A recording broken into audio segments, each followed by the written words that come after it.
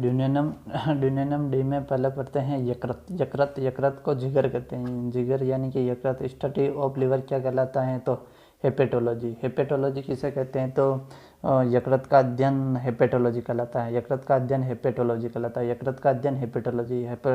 यकृत का अध्ययन हेपेटोलॉजी। स्टडी ऑफ लिवर क्या कहलाता है? तो हिपेटोलॉजी कहलाता है। हिपेटोलॉजी। यकृत की कोशिका को हिपेटिक कोशिका कहते हैं। यानी कि यकृत की कोशिका को क्या कहते हैं? यकृत की कोशिका को हिपेटिक कोशिका कहते हैं। और स्टडी ऑफ लिवर क्या कहलाता है? तो हेपेटोलॉजी कहलाता है। हेपेटोलॉजी स्टडी ऑफ लिवर और यकृत की कोशिका को हेपेटिक कोशिका कहते हैं। यकृत की कोशिका को हेपेटिक कोशिका कहते हैं। हेपेटिक कोशिका को पुनर्निर्माण की क्षमता सर्वाधिक होती है। यानी कि हेपेटिक कोशिका में पुनर्निर्माण की क्षमता सर्वाधिक होती है। यकृत मानव शरीर की सबसे बड़ी ग्रंथि है। यानी कि मानव शरीर की सबसे बड़ी ग्रंथि कौन सी है? तो यकृत। यानी कि मानव शरीर की सबसे बड़ी ग्रंथि यकृत है। मानव शरीर की सबसे बड़ी ग्रंथि कौन सी है? तो यकृत है। यकृत सबसे भारी व सबसे बड़ा आंतरिक अंग है। यानी कि यकृत सबसे भारी व सबसे बड़ा आंतरिक अंग है। यानी कि आंतरिक अंग में है। आंतरिक अंग में यकृत है। बाहरी सबसे बड़ा भारी अंग त्वचा है। यानी कि बाहरी सबसे बड़ा भारी अंग तो त्वचा है। और यकृत सबसे भारी बड़ा आंतरिक अंग है। आंतरिक अंग। यकृत के कार्य देखते हैं। यह ग्लाइकोजन को संग्रहित करता है। यानी कि यकृत क्या करता है? तो यह ग्लाइकोजन को संग्रहित यानी कि इकट्ठा करता है स्टोर फूड में। यानी कि यह ग्लाइकोजन को स्टोर करता है, संग्रहित करता है। ग्लूकोज, इंसुलिन और ग्लूकागोन का निर्माण करते हैं। Glucose, insulin, glucose. यकृत वसा को संग्रहित करता है। यानी कि यकृत वसा को भी संग्रहित करता है। यकृत वसा को संग्रहित करता है। यकृत विटामिनों को संग्रहित करता है जो वसा में घुलनशील हैं। यानी कि यकृत विटामिनों को संग्रहित करता है जो कि वसा में घुलनशील है। यानी कि वसा में कौन कौन से विटामिन घुलनशील है? तो ए, डी, ई, के। यानी कि ए, डी, ई के वसा में घुलनशील विटामिन है। ए, डी, ई, के विटामिन ए, डी और ई और के। ए, डी, ई, के यकृत को बैक्टीरियल इंट्रोडक्शन से फुप्पर कोशिका बचाती है। यानी फुप्पर कोशिका बचाती है। यकृत को BACTIRAIL इंटरफेक्शन से फुफ्फुस कोशिका बचाती है। यकृत पित्तरस का निर्माण करता है। यकृत किसका निर्माण करता है? तो यकृत पित्तरस का निर्माण करता है। फ्लोस्टोलिपिड प्लस जल प्लस पीत लवण प्लस पीत वर्णक प्लस कोलेस्ट्रॉल बराबर पित्तरस। यानी कि फॉस्फोलिपिड प्लस जल प्लस पीत लवण प्लस पीत वर्णक प्लस कोलेस्ट्रॉल पित्तरस का निर्माण करते हैं। पीत लवण के रूप में सोडियम बाइकार्बोनेट NaCO3 व सोडियम ग्लाइकोलेट C26H42NaO6 ये दोनों भोजन को तोड़ने का कार्य करते हैं। यानी कि ये दोनों भोजन को तोड़ने का कार्य करते हैं। पीत लवण के रूप में सोडियम बाइकार्बोनेट यानी कि पीत लवण के रूप में सोडियम बाइकार्बोनेट NaCO3 व सोडियम ग्लाइकोलेट C26H42NaO6 ये दोनों भोजन को तोड़ने का कार्य करते हैं। यानी कि ये दोनों भोजन को तोड़ने का कार्य करते हैं। पीत वर्णक भी दो प्रकार के होते हैं। यानी कि पीत वर्णक कितने प्रकार के होते हैं? तो पीत वर्णक दो प्रकार के होते हैं। नंबर 1 पे बिलरुबिन और बिलवर्डिन। बिलरुबिन हल्का पीला प्लाज्मा को रंग देता है। यानी कि प्लाज्मा को रंग कौन देता है? तो बिलरुबिन देता है। बिलरुबिन प्लाज्मा को रंग देता है और यह हल्का पीला होता है। बिलरुबिन हल्का पीला होता है और इसकी अधिकता से पीलिया रोग हो जाता है। यानी कि बिलरुबिन की अधिकता से क्या हो जाता है? तो बिलरुबिन की अधिकता से पीलिया हो जाता है और ये हल्का पीला होते हैं। और प्लाज्मा को रंग देने का कार्य कौन करता है? तो बिलरुबिन देता है। और बिलवर्डिन हरा रंग पीत रस को रंग प्रदान करता है। यानी कि पीत रस को रंग कौन प्रदान करता है? तो बिलवर्डिन बिलरुबिन नहीं देता है। बिलवर्डिन पीत रस को रंग प्रदान करता है और यह हरा रंग होता है। यानी कि बिलवर्डिन का रंग कौन सा है? तो हरा रंग होता है। और प्रतिदिन लीवर 600 से 700 ml पीत रस स्त्रावित करता है।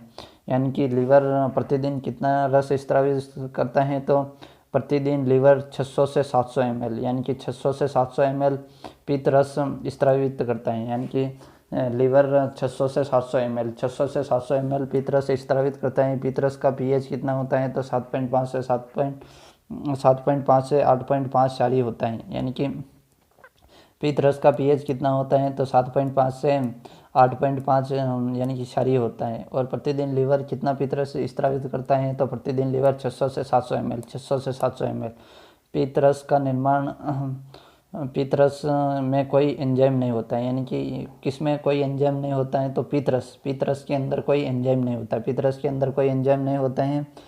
पीतरस की अधिकता से होने वाला पीतरस में ही संग्रहित हो जाता है। यानी कि पीतरस की अधिकता होने पर पीतरस में संग्रहित हो जाता है। अब पढ़ते हैं अग्न्याशय। अग्न्याशय के बारे में पढ़ते हैं। इसकी खोज लैंगरहैंस ने की। यानी कि अग्न्याशय की खोज किसने की तो लैंगरहैंस ने अग्न्याशय की खोज की। यह अंतःस्रावी बहिर्स्रावी ग्रंथि है, यानी कि मिश्रित ग्रंथि है अग्न्याशय। आकार कैसा है तो पत्ती के समान। अग्न्याशय का आकार कैसा है तो पत्ती के समान। अग्न्याशय में 4 प्रकार की कोशिकाएं होती है। अग्न्याशय में कितने प्रकार की कोशिकाएं होती हैं तो 4 प्रकार की, लैम्डा, बीटा और ये एस प्रकार की और ये एफ। अंतःस्रावी ग्रंथि भांति कार्य करती हैं बीटा सेल। यानी कि बीटा सेल अंतःस्रावी ग्रंथि की कार्य करती हैं और बहिर्स्रावी ग्रंथि की तरह कार्य करती हैं एफ वाली।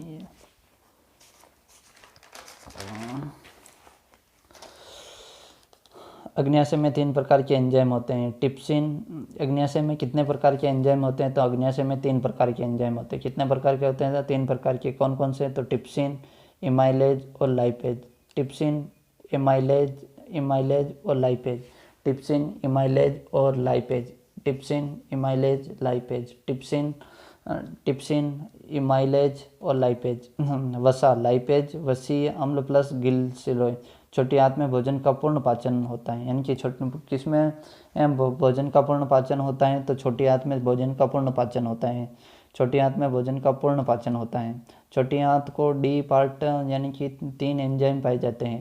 यानी कि छोटी आंत के डी पार्ट में कितने एंजाइम पाए जाते हैं तो 3 एंजाइम पाए जाते हैं। कौन कौन से? सुक्रोज, मोल्टेज और लैक्टोज। छोटी आंत के डी पार्ट में इन 3 प्रकार के एंजाइम पाए जाते हैं तो sucrose, maltose, lactose. Sucrose sucrase की ग्लूकोज फैक्टिक गुड़ प्लस चीनी। Lactose lactase glucose plus lactic दूध शर्करा। यानी गुड़ चीनी में तो सुक्रोज और दूध शर्करा में लैक्टोज और माल्टोज 2 ग्लूकोज। छोटी आंत के जेजुलम व इलियम में भोजन का अवशोषण होता है। यानी कि छोटी आंत के जेजुलम व इलियम में भोजन का अवशोषण होता है। छोटी आंत के इलियम पार्ट में सर्वाधिक अवशोषण होता है। इलियम पार्ट में सर्वाधिक अवशोषण होता है। अब पढ़ते हैं बड़ी आंत। बड़ी आंत की लंबाई कितनी है तो 1 से 2.5 सेंटीमीटर है। यानी कि बड़ी आंत की लंबाई 1 से 2.25 सेंटीमीटर और इसका व्यास कितना है तो इसका व्यास 3 इंच है। 3 इंच यानी कि बड़ी आंत का व्यास 3 इंच होने के कारण ये बड़ी आंत कहलाती है। इनके 3 भाग कौन कौन से हैं तो caecum, colon, rectum. Caecum, colon, rectum. Caecum, colon, rectum. बड़ी आंत के 3 भाग कौन कौन से हैं तो caecum, colon, rectum. Caecum, colon, rectum. Caecum, colon, rectum. Caecum, colon, rectum. Caecum, colon, rectum. अब पढ़ते हैं सिक्कम, कोलोन, रेक्टम। ये रहा कोलोन, ये रहा रेक्टम, ये रहा सिक्कम।